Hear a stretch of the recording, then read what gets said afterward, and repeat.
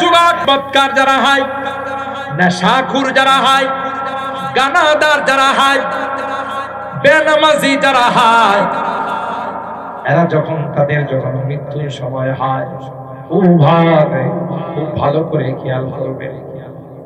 বৎসরাত অদ্ভুত আকৃতি, ভয়ঙ্কর আকৃতির ফেরেশতা তার সামনে আসে। যেই ফেরেশতার চোখ দেখলে, চেহারা দেখলে কলিজায় পানি থাকে, প্রায় বলতে থাকে আমার একটু পানি দাও, পানি দাও। আমার গলাটা শুকিয়ে যাচ্ছে, আমার কলিজাটা শুকিয়ে যাচ্ছে। কারণ ভয়ঙ্কর ফেরেশতা দেখতেছে। যে ফেরেশতা দেখার পরে তার ভয়ের কোনো সীমা থাকে না। জোরে বলুন ঠিক কিনা?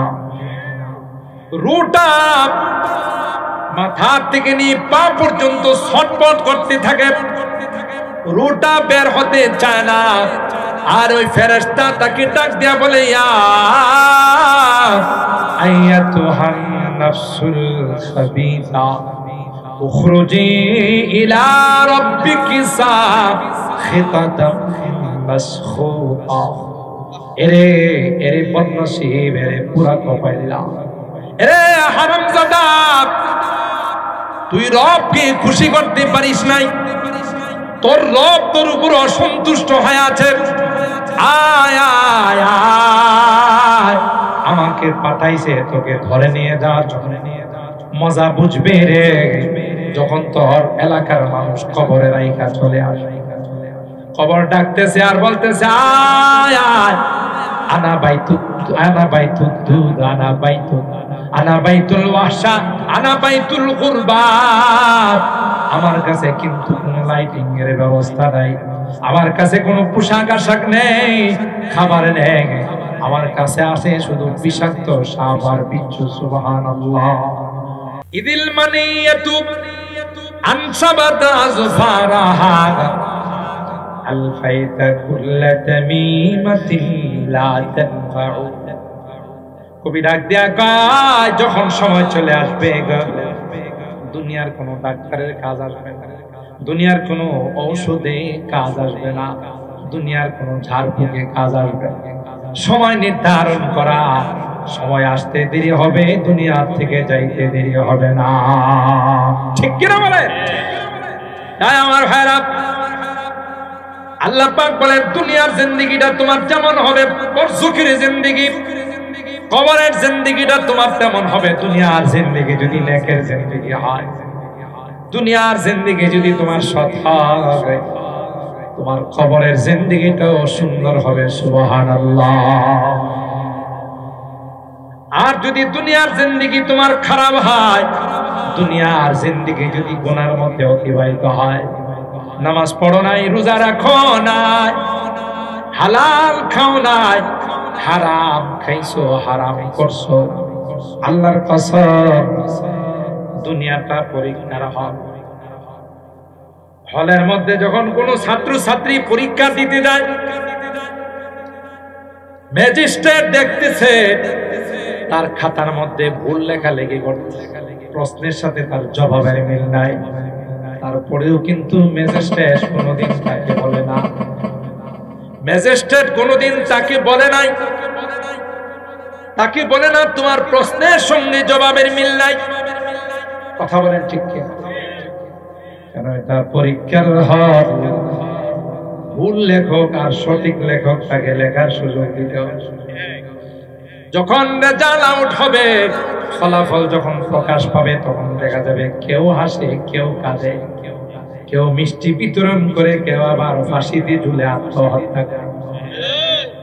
ঠিক কিনা বলে? আল্লাহ পাক বলেন আমি দুনিয়ার জিন্দেগিতে তোমাকে স্বাধীনতা দিয়েছি, এটা একটা পরীক্ষার হল। এখন তোমাকে কিছুই বলা হবে না। যেই তোমার মৃত্যুর সময় আসবে রে, তুমি যদি নেককার হয়ে থাকো, দিনদার হয়ে থাকো, রহমতের ফেরেশতারা তোমার সামনে আসবে, বড় আদরের সঙ্গে তোমার রূহটা নিয়ে যাবে। সুবহানাল্লাহ। আদরের সন্তানকে যেমন একজনের কুলের থেকে আরেকজনের কুলে নিয়ে চুমু খায়, ঠিক যারা নেককার দিনদার তাদের রূহটাও জান্নাতি ফেরেশতারা নিবে, একজনের কুলের থেকে আরেকজনের কুলে নিবে আর চুমু নিবে। আর বলতে থাকবে সালাম সালাম সালাম সালামুন আলাইকুম তিবতুম ফাদখুলুহা খালিদিন। তোমার উপর শান্তি বর্ষণ করো। সালাম সালাম তোমার উপর তোমার আল্লাহ এবং তোমার রব রাখছে। সুবহানাল্লাহ। ও ভাই ভালো করে শুনে রাখেন,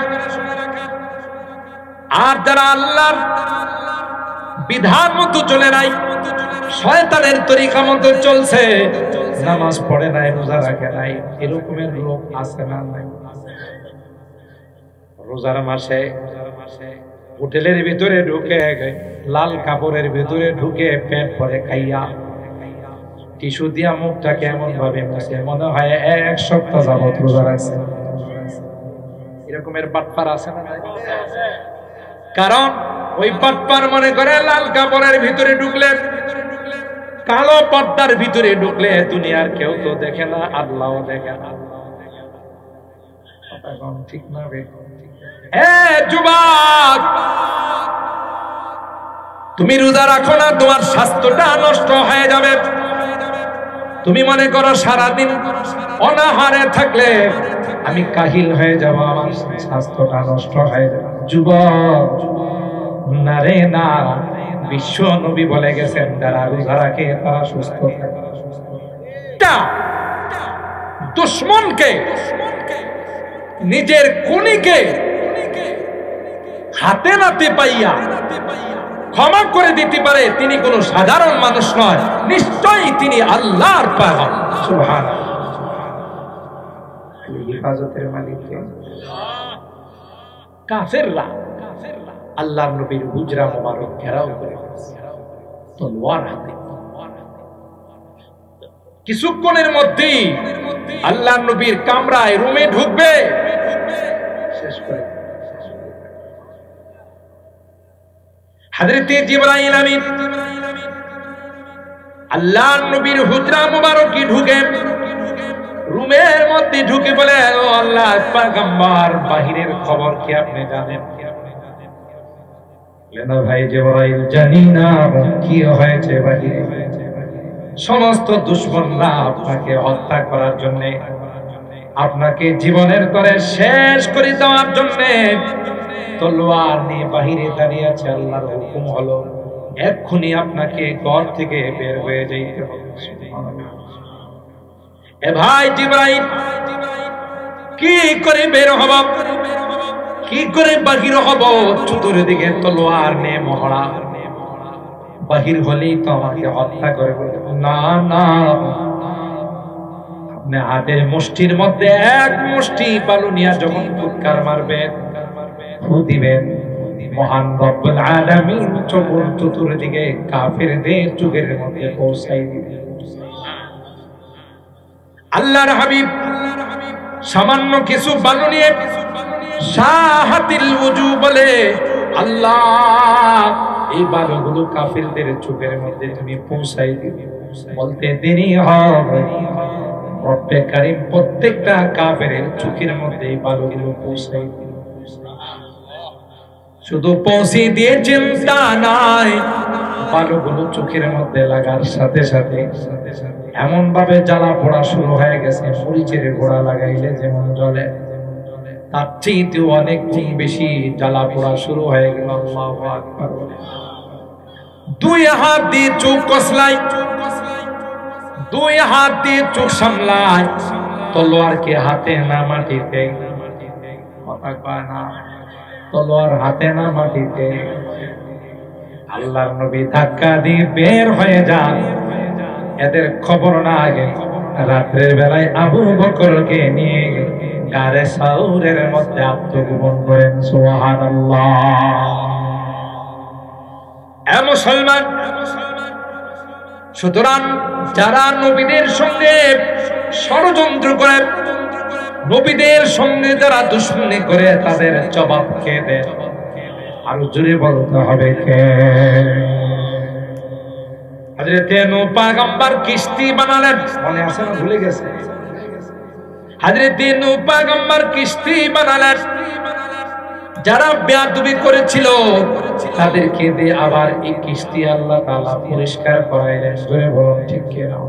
পয়গম্বর ডাক দিয়া কয় সবর করো রে, বেশি দূরে নয়, ওই দিন বেশি দূরে না, যেদিন বন্যা শুরু হয়ে যাবে, প্লাবন শুরু হয়ে যাবে, তোমাদের কেউ ঈমান ছাড়া বন্যার হাত থেকে বাঁচতে পারবে না।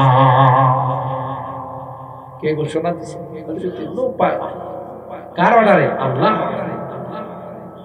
আমার ভাইরা, অনেক লম্বা ঘটনা। প্লাবন শুরু হয়ে গেল, বন্যা শুরু হয়ে গেল। ঈমানদার যারা, তাদেরকে হযরত নূহ পয়গম্বর বেছে বেছে কিস্তির মধ্যে, নৌকার মধ্যে উঠাইলেন। বেঈমানরা রয়ে গেল।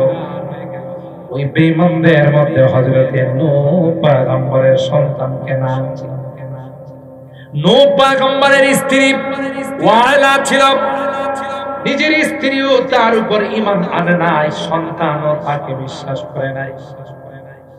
যখন এই ঢেউ শুরু হয়ে গেল, প্রচন্ড ঢেউয়ের মধ্যে হযরত নূহ পয়গম্বরের সামনে বিশাল ঢেউ আসছে। কেনানকে ডাক দিয়া কয়, ইয়া বুনাইয়া কাম মা'ানা ওয়ালা তাকুম মা'আল কাফিরিন। এ প্রিয় কলিজার টুকরা সন্তান, এখনো সময় আছে, ঈমানদার হয়ে গেছে, মার নৌকায় উঠে যাও, তাইলে মহামারীর হাত থেকে, প্লাবনের হাত থেকে বাঁচতে পারবে। আর যদি তাদের সঙ্গে থাকো, তাহলে মৃত্যু ছাড়া তোমার কোনো উপায় থাকবে না। কপাল পোড়া সন্তান। কেন? বাবারে ডাক দিয়া কি কই জানেন? ক্বালা সাআবি ইলা জাবালি ইয়াসিমুনি মিনাল মা ক্বালা লা আশিমাল ইয়াওমা মিন আমরিল্লাহ ইল্লা মান রাহিম ওয়া হালা বাইনাহুমাল মাওজু ফাকানা মিনাল মুরাকিন। প্রচন্ড ঢেউ, কিন্তু কেনান তার বাবা হযরত নূহকে ডাক দিয়া বলে, তোমার নৌকায় ওটা লাগবে না, পাহাড়ের উপরে যায় আশ্রয় নিব। বন্যার বাপেরও ক্ষমতা নাই, পাহাড়ের উপরে। আচ্ছা বলুন তো দেখি, যেই পানি সাগরে থাকে, এই পানি কি পাহাড়ে যাইতে পারে না? এই যে চট্টগ্রামে যে সিডর গুলো হয়েছিল, সাইক্লোন, হারিকেন গুলো হয়েছিল, আমরা জানি না। 5 তলা 6 তলা বিল্ডিং এর উপর দিয়ে সাগরের পানিগুলো বিল্ডিং ভেঙে চুরমার করে লক্ষ লক্ষ মানুষের সলিল সমাধি হয়েছে পানির মধ্যে। ঠিক কিনা বলেন? এই পানি কি ছাদের উপরে থাকে? কিন্তু যে পানি বর্তমানে নদীতে আছে, সাগরে আছে, মেঘনা নদীতে আছে, যমুনা নদীতে আছে, পদ্মাতে আছে, তিতাসে আছে, এই পানির যদি আল্লাহ অর্ডার দেয়, নোয়াগাঁও আসতে পারে না? যদি বলেন ক্ষমতা আছে না? না। হযরত নূহ বললেন, বাবা আল্লাহর হুকুম ছাড়া আজকে বাঁচার উপায় নেই। আমি পাহাড়ে যাই আশ্রয় করি। কপাল কেমন! হাজার হলেও বাবার সামনে সন্তান পানির মধ্যে ডুবে মারা যাবে, বাবার বরদাস্ত হয় নাই। একটা পর্যায়ে আল্লাহর কাছে হাত তুলে হযরত নূহ পয়গম্বর কয়, রব্বি বিনিলি মিন আলিম ওয়া ইন্না ওয়াদাকাল হক ওয়া আনতা আহকামুল হাকিম। আল্লাহ, কেনান তো আমার ঔরজার সন্তান, তুমি না ওয়াদা করেছো আমার পরিবারের যারা আছে তাদেরকে তুমি রক্ষা করবা। আমার সন্তান আমার সামনে পানিতে ডুবে মারা যাচ্ছে, তুমি কি আমার সন্তানকে বাঁচাইবা না? সাথে সাথে আসমান থেকে আওয়াজ আসলো, ক্বালা ইয়া নূহ ইন্নাহু লাইসা মিন আহলি ইন্নাহু আমালুন গায়রু সালিহ ফালা তাসআলনি মা লাইসা লাকা বিহি ইলম ইন্নী আইযুকা আন তাকুনা মিনাল জাহিলিন। দ্বিতীয়বার যদি কেনানকে তোমার সন্তান বলে দাবি করো, তাহলে নবুয়তের দফতর থেকে তোমার নাম কর্তন করে দেওয়া হবে। আল্লাহু আকবার বলে। কি বুঝা গেল? কেনান কি নবীর সন্তান নয়, কিন্তু বলতেছেন আল্লাহ, যে সন্তান তোমার দাওয়াত গ্রহণ করে না, যে সন্তান ইসলাম গ্রহণ করে না, একে কোনোদিন তোমার সন্তান বলে দাবি করতে পারবে না। সুবহানাল্লাহ। নবী কি তার সন্তানকে বাঁচাইতে পারবে? স্ত্রীকে? তাহলে ভণ্ড যদি আইসা কয় আমার কাছে মরে দিলে কিচ্ছু লাগবে না, আমি তো জান্নাতের তার জিম্মাদার, হে যে ভণ্ড, আর কোন দলিলের দরকার আছে? মনে আছে শুরুর কথা? এই যে ভণ্ডরা, আল্লাহ পাক রব্বুল আলামিন তার হাবিবকে যেখানে বলেন মৃত্যু পর্যন্ত আপনি ইবাদত করেন, বুঝা গেল মৃত্যু পর্যন্ত কাহারও ইবাদত মাফ। দাঁড়ানোর ক্ষমতা না থাকলে বসে, বসার ক্ষমতা না থাকলে শুয়ে, শুয়েও যদি না হয় ইশারা করে হলো ইবাদত করতে হবে। বিদায় কোন ভণ্ড যদি আইসা বলে ইবাদত লাগে না, ইবাদতের ঊর্ধ্বে আমি চলে গেছি, বোঝা গেল হ্যাঁ শয়তানের খলিফা। ঠিক না বেঠি? মুহতারাম হাজিরিন, আমি শুরু করেছিলাম মৃত্যু নিয়ে, মনে আছে তো? মৃত্যুর মতো সত্য পৃথিবীতে দ্বিতীয় কিছুই নাই। আপনি পৃথিবীর সমস্ত বিজাতিরাও মৃত্যুকে বিশ্বাস করে। আপনি জো বাইডেন বলেন, শি জিনপিং বলেন, আর ভ্লাদিমির পুতিন বলেন, দাদা নরেন্দ্র মোদী বলেন, মৃত্যু বিশ্বাস করে না? করে না? এটা সবাই জানে, বাপ দাদারা সব চলে গেছে, আমার কেউ চাইছে। আর এটা এমন পাওয়ারফুল, যেখানে কোনো অ্যাটম বোম কাজ করে না, যেখানে কোনো পারমাণবিক কাজ করে না, সময় আসলে আমাকে আপনাকে নিয়ে চলে যাবে, কাহারও সুপারিশ মানবে। আপনারা সাদ্দাতের ঘটনা জানেন, আল্লাহর জান্নাতে যাইব না, হ্যাঁ নিজেই জান্নাত বানাইছে, ঠিক না? জান্নাতে উদ্বোধন করতে যাবে ফকির ভেসে, মালাকুল মউত উপস্থিত। আচ্ছা 5টা টাকা দে। কিরে তুই আর টাকা চাওয়ার সময় পাইছস? আমার এই বিশাল জান্নাত আজকে উদ্বোধন করতে যাব, তুই এখানে সব না দিলে যাব না। তুই তো বেশি বাড়াবাড়ি করতেছস। এই পুলিশ ধর।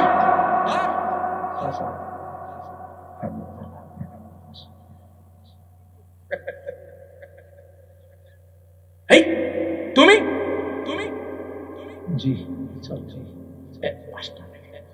5 সেকেন্ড। সুবহানাল্লাহ, জোরে বলেন। ইদিল মানিয়াতু আনসাবাত আযফারাহা আলফাইতা কুল্লা তামিমাতিন লা তানফাউ। কবি ডাক দেয়া কয়, যখন সময় চলে আসবে দুনিয়ার কোনো ডাক্তারের কাজ আসবে না, দুনিয়ার কোনো ঔষধে কাজ আসবে না, দুনিয়ার কোনো ঝাড়ফুঁকে কাজ আসবে না। সময় নির্ধারণ করা, সময় আসতে দেরি হবে, দুনিয়া থেকে যাইতে দেরি হবে না। ঠিক কিনা বলেন? তাই আমার ভাইরা, আল্লাহ পাক বলেন দুনিয়ার জিন্দেগিটা তোমার যেমন হবে, পরশুকের জিন্দেগি, কবরের জিন্দেগিটা তোমার তেমন হবে। দুনিয়ার জিন্দেগি যদি নেকের জিন্দেগি হয়, দুনিয়ার জিন্দেগি যদি তোমার সৎ হয়, তোমার কবরের জিন্দেগিটাও সুন্দর হবে। সুবহানাল্লাহ। আর যদি দুনিয়ার জিন্দেগি তোমার খারাপ হয়, দুনিয়ার জিন্দেগি যদি গুনার মধ্যে অতিবাহিত হয়, নামাজ পড়ো নাই, রোজা রাখো নাই, হালাল খাও নাই, হারাম খাইছো, হারাম করছো, আল্লাহর কসম দুনিয়াটা পরীক্ষার হল। হলের মধ্যে যখন কোন ছাত্র ছাত্রী পরীক্ষা দিতে যায়, ম্যাজিস্ট্রেট দেখতেছে তার খাতার মধ্যে ভুল লেখা লেগে করতেছে, প্রশ্নের সাথে তার জবাবের মিল নাই। তারপরেও কিন্তু ম্যাজিস্ট্রেট কোনোদিন তাকে বলে না, ম্যাজিস্ট্রেট কোনোদিন তাকে বলে নাই, তাকে বলে না তোমার প্রশ্নের সঙ্গে জবাবের মিল নাই। কথা বলেন ঠিক কি? কেন এটা পরীক্ষার হল, ভুল লেখক আর সঠিক লেখক তাকে লেখার সুযোগ দিতে হবে। যখন রেজাল্ট আউট হবে, ফলাফল যখন প্রকাশ পাবে, তখন দেখা যাবে কেউ হাসে, কেউ কাঁদে, কেউ মিষ্টি বিতরণ করে, কেউ আবার ফাঁসি দিয়ে ঝুলে আত্মহত্যা করে। ঠিক কিনা বলে? আল্লাহ পাক বলেন আমি দুনিয়ার জিন্দেগিতে তোমাকে স্বাধীনতা দিয়েছি, এটা একটা পরীক্ষার হাল। এখন তোমাকে কিছুই বলা হবে না, যেই তোমার মৃত্যুর সময় আসবে রে, তুমি যদি নেককার হয়ে থাকো, দিনদার হয়ে থাকো, রহমতের ফেরেশতারা তোমার সামনে আসবে, বড় আদরের সঙ্গে তোমার রূহটা নিয়ে যাবে। সুবহানাল্লাহ। আদরের সন্তানকে যেমন একজনের কুলের থেকে আরেকজনের কুলে নিয়ে চুমু খায়, ঠিক যারা নেককার দিনদার তাদের রূহটাও জান্নাতি ফেরেশতারা নিবে, একজনের কুলের থেকে আরেকজনের কুলে নিবে আর চুমু নিবে, আর বলতে থাকবে সালাম সালাম সালাম সালামুন আলাইকুম তিবতুম ফাদখুলুহা খালিদিন। তোমার উপর শান্তি বর্ষণ, সালাম সালাম তোমার উপর তোমার আল্লাহ এবং তোমার রব রাখবে। সুবহানাল্লাহ। ও ভাই ভালো করে শুনে রাখেন,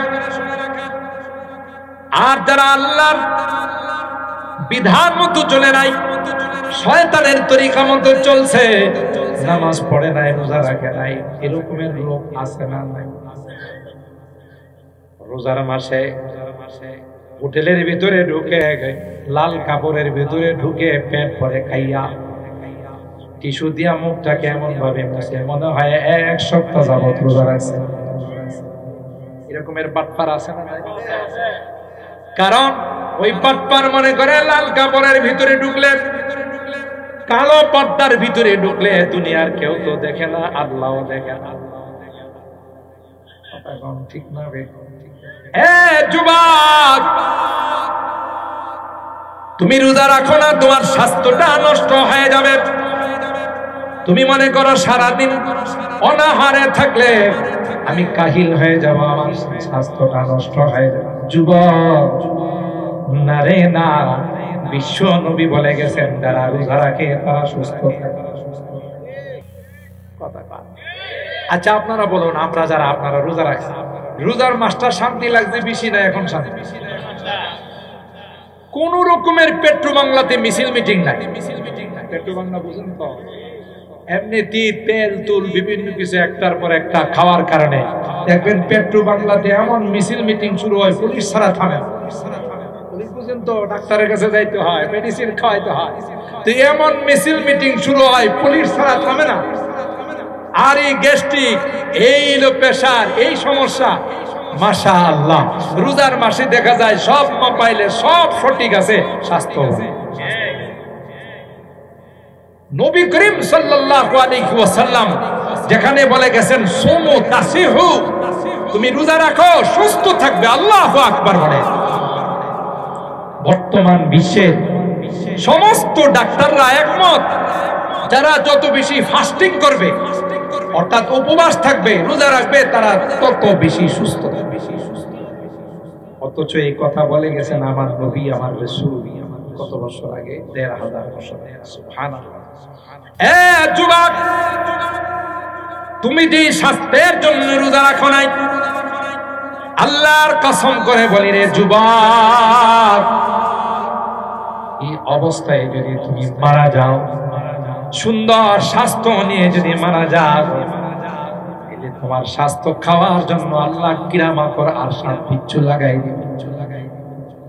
আর যদি আল্লাহর সাধনা করে রমজান মাসে রোজা রেখে যদি যুবক মারা যায়, ওই রোজা আল্লাহর আদালতে তোমার জন্য সুপারিশ করবে। আল্লাহু আকবার। তাইলে বদকার যারা হয়, নেশাখোর যারা হয়, গানাদার যারা হয়, বেনামাজি যারা হয়, এরা যখন তাদের যখন মৃত্যুর সময় হয় খুব ভালো করে খেয়াল করবে। বৎসরাত অদ্ভুত আকৃতি, ভয়ঙ্কর আকৃতির ফেরেশতা তার সামনে আসে। যেই ফেরেশতার চোখ দেখলে, চেহারা দেখলে কলিজায় পানি থাকে, প্রায় বলতে থাকে আমার একটু পানি দাও, পানি দাও। আমার গলাটা শুকিয়ে যাচ্ছে, আমার কলিজাটা শুকিয়ে যাচ্ছে। কারণ ভয়ঙ্কর ফেরেশতা দেখতেছে। যে ফেরেশতা দেখার পরে তার ভয়ের কোনো সীমা থাকে না। জোরে বলুন ঠিক কিনা? রুটা মাথা থেকে নিয়ে পা পর্যন্ত ছটফট করতে থাকে, রুটা বের হতে চায় না। আর ওই ফেরেশতা তাকে ডাক দিয়া বলে, ইয়া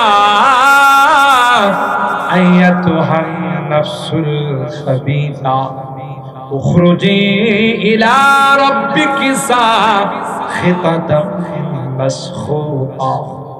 এরে বদনসিব, এরে পুরা কপাইলা, এরে হারামজাদা, তুই রবকে খুশি করতে পারিস নাই, তোর রব তোর উপর অসন্তুষ্ট হয়ে আছে। আয় আয় আয়, আমাকে পাঠাইছে তোকে ধরে নিয়ে যাওয়ার জন্য। মজা বুঝবে রে যখন তোর এলাকার মানুষ কবরে রাইখা চলে আসে। কবর ডাকতেছে আর বলতেছে, আয় আয়, আনা বাইতুল দুধ, আনা বাইতুল ওয়াহশা, আনা বাইতুল কুরবাত। আমার কাছে কিন্তু কোনো লাইটিং এর ব্যবস্থা নাই, আমার কাছে কোনো পোশাক আশাক নেই, খাবার নেই। আমার কাছে আছে শুধু বিষাক্ত সাপ আর বিচ্ছু। সুবহানাল্লাহ। তাকে এইভাবে যখন ডাকতে থাকে তখন তার চোখগুলো লাল হয়ে যায়, চেহারা কালো হয়ে যায়, ছটফট করতে থাকে। লোহার চিরুনি দিয়ে ওই রুটাকে মাথার থেকে টান দিয়ে পায়ের নিচে দিয়ে বের করে। অনেক সময় দেখা যায় জিহ্বায় কামড় দেয়া থাকে, মৃত্যুর সময় দেখা যায় চোখ উল্টায় রয়েছে। এই হলো ঘটনা। মুহতারাম হাজিরিন, বড় ভয়ঙ্কর এক জগৎ, কবরের জগৎ।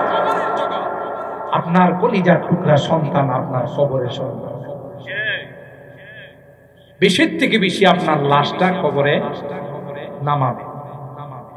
কাফনের গিরাটা খুলে থাকবে না, চলে আসবে। কাফনের গিরাটা খুইলা দুই হাত দিয়ে উপরে চলে আসবে। সবাই বলতেছে উপরে ওঠো, বাস দেব। আমাকে আপনাকে এমন ভাবে কবরে রাখা হয়, প্রথমে আমাকে কবরে মাটির মধ্যে শোয়ানো হয়, তারপরে চাটাই দিয়ে আমাকে ঢেকে দেওয়া হয়, এরপরে আমার আপনার কবরের মধ্যে বাঁশ দেওয়া হয়, বাঁশের পরে আবার চাটাই দিয়ে মাটি দেওয়া। একথা বুঝানো হয়। দুনিয়ার মানুষ বলে তুমি হাজার চেষ্টা করলেও আর কবর থেকে বাইরে হতে পারবা না। হাদিসের মধ্যে আসে ওই কবরের বাসিন্দা বলতে থাকে, হে দুনিয়ার মানুষ, তোরা এত বড় নিষ্ঠুর হবে যদি জানতাম, দুনিয়াতে তোদের সঙ্গে কোনো সম্পর্ক করতাম। কি অপরাধ, কি অপরাধ ছিল রে, আমাকে জঙ্গলের মধ্যে মাটির নিচে শোয়া তোমরা চলে যাচ্ছ। আমার কি অপরাধ, তোমরা কি কেউ আমার সঙ্গে হবে না? দুনিয়ার কোনো মানুষ তার ডাক শুনে না, পশু পাখিরা তার আওয়াজ শুনে। 40 কদম যাওয়ার পর মুনকার নাকির এসে তাকে বলবে, মান রাব্বুক ওয়া মা দীনুক ওয়া মান হাযার রাজুলুল্লাযী বুইসা বিকুম। বলো রে, বলো, তুমি তো একটা দেশের থেকে আরেকটা দেশে আসছো, তোমার পাসপোর্টটা দেখাও, তোমার ভিসা দেখাও। সুবহানাল্লাহ। এক দেশের থেকে আরেক দেশে বিদেশে গেলে পাসপোর্ট চেক করে না, ইমিগ্রেশনের মতো ভিসা আছে কি? ঠিক তদ্রুপ কবরে যাওয়ার পর দুজন ফেরেশতা তাকে বলবে, পাসপোর্ট দেখাও, তোমার ভিসা দেখাও। মান রব্বুক, তোমার রবকে বলো রে, তোমার ধর্মের নাম কি ছিল বলো। ওই যে দেখা যায় প্রত্যেকটা কবরের সঙ্গে সুরুং পথ হয়ে যাবে। সুবহানাল্লাহ। ওই সুরুং পথ রওজায়ে পাখির দিকে যাবে। আল্লাহু আকবার বলেন। আল্লাহর হাবিবকে দেখাইয়া ফেরেশতা বলবে, দেখো রে, তাকে তুমি চিনো কিনা? যারা নেককার, যারা দিনদার ছিল, তারা তখন সাথে সাথে বলবে আমার রব আর কেউ না, আমার রব হলেন একমাত্র আল্লাহ। আমার ধর্মের নাম ছিল ইসলাম, আর তিনি আর কেউ নয়, তিনি আমার বিশ্ব নবী রহমতে আলম হযরতে মুহাম্মদুর রাসূলুল্লাহ সাল্লাল্লাহু আলাইহি ওয়াসাল্লাম।